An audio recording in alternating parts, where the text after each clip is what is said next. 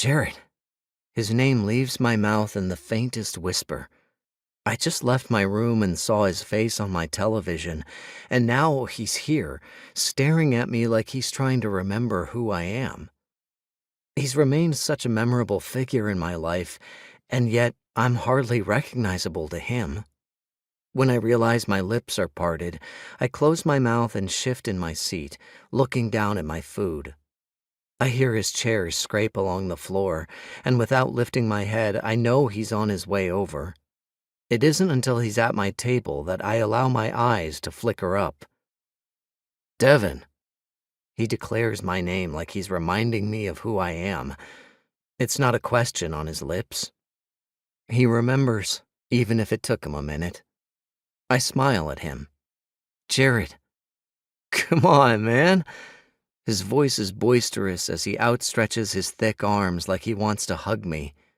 Standing up, I give him one of those weird hugs where you only wrap your arms around the tops of their shoulders without allowing the rest of your body to touch. Wow, I didn't expect to see you here, I say, taking my seat. He sits in the chair across from me, his face alight with joy. Yeah, I bet.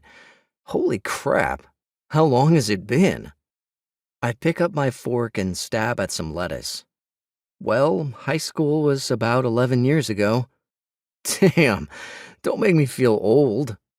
I laugh, my old teenage nerves coming back.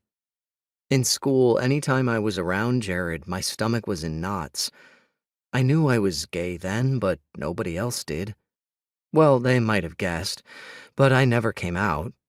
I kept crushes a secret and didn't even think about having relationships. I went along with the crowd and avoided dating questions if possible. Jarrod was my first crush. I saw him and had never felt such attraction. It was him who really sealed the deal on my sexuality.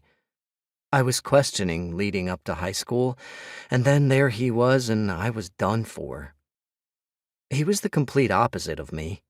Where I was thin, he was wide with muscles.